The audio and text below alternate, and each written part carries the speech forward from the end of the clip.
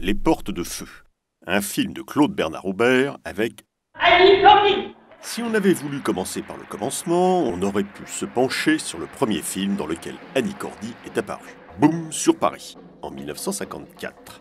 Annie y chante Bonbon caramel, esquimau chocolat, l'histoire d'une ouvreuse de cinéma qui réussit dans la vie. Et on était certain jusqu'à ce jour d'avoir vu Annie Cordy en vrai sur la scène du cinéma Maine Palace, avenue du Maine en 1959, en matinée, en attraction avant le grand film. Et elle faisait le clown en chantant justement Bonbon caramel, esquimau chocolat.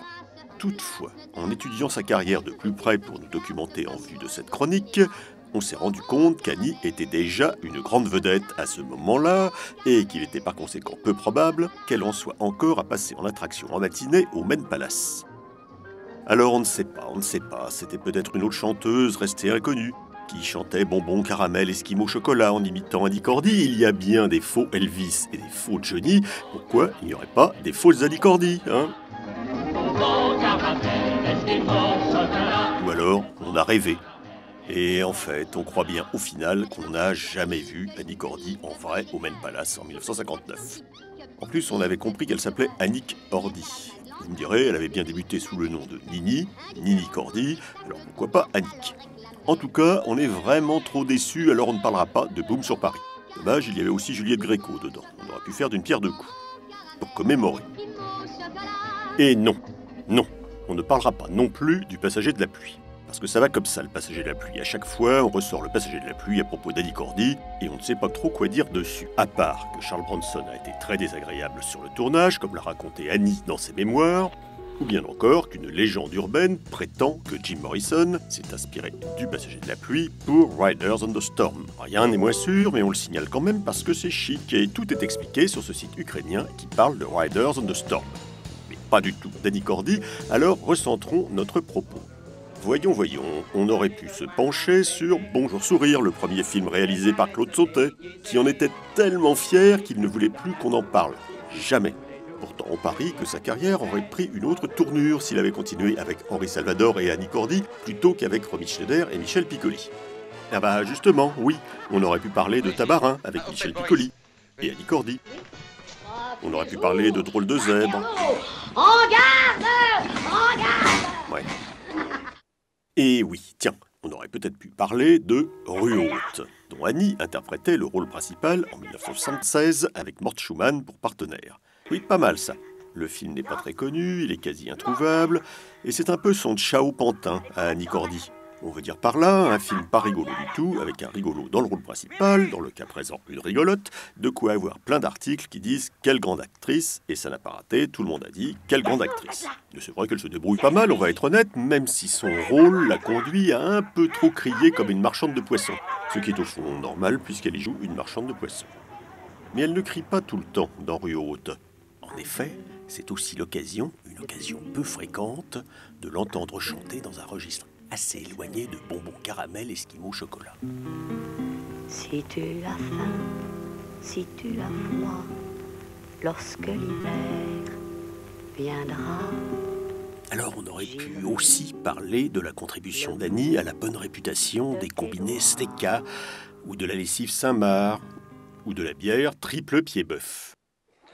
Ou encore, on aurait pu parler de Cut Piece, la fameuse performance Fluxus de Yoko Ono, ou plus exactement s'intéresser à sa réinterprétation personnelle par Annie Cordy. On aurait pu, mais finalement, foin de tout cela. On ne sait d'ailleurs plus trop comment ni pourquoi, on a choisi un film tourné en 1971, Les Portes de Feu, de Claude Bernard Aubert, passé totalement inaperçu à sa sortie, et soyons francs, nous n'en avions jamais entendu parler de ces Portes de Feu, avant de nous pencher plus avant sur la carrière de la regrettée Annie Cordy.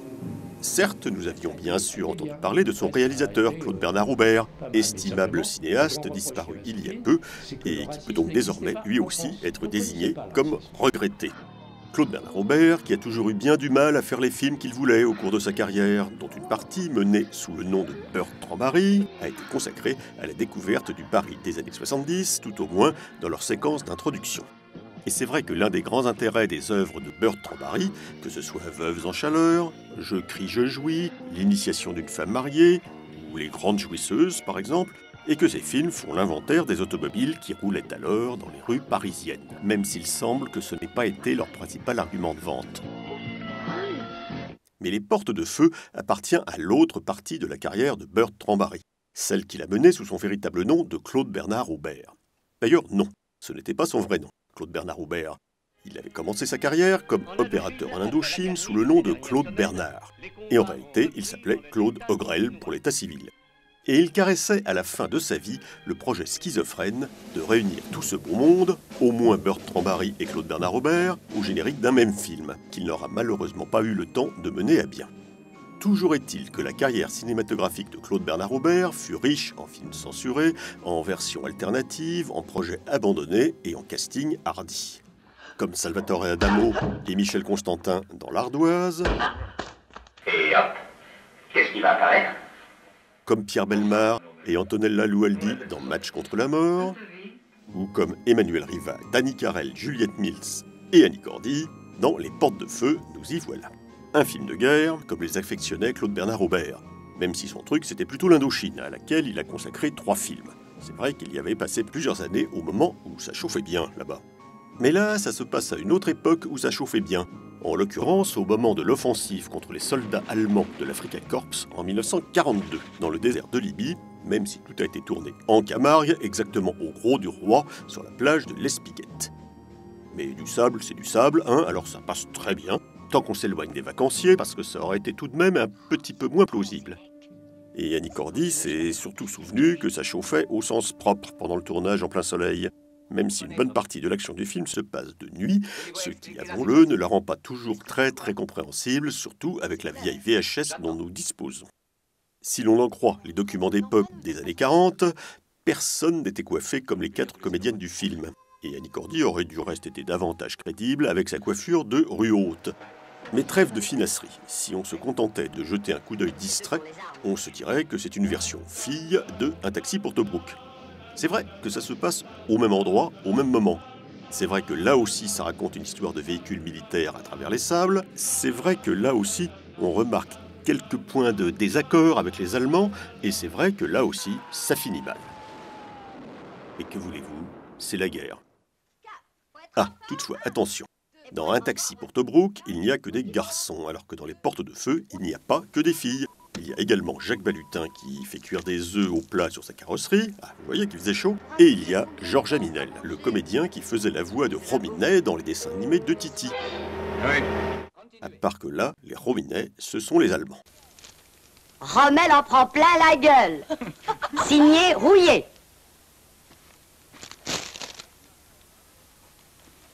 Feldmarschall Rommel hat sie ordentlich verwichst. Bah oui, c'est la guerre, on vous dit.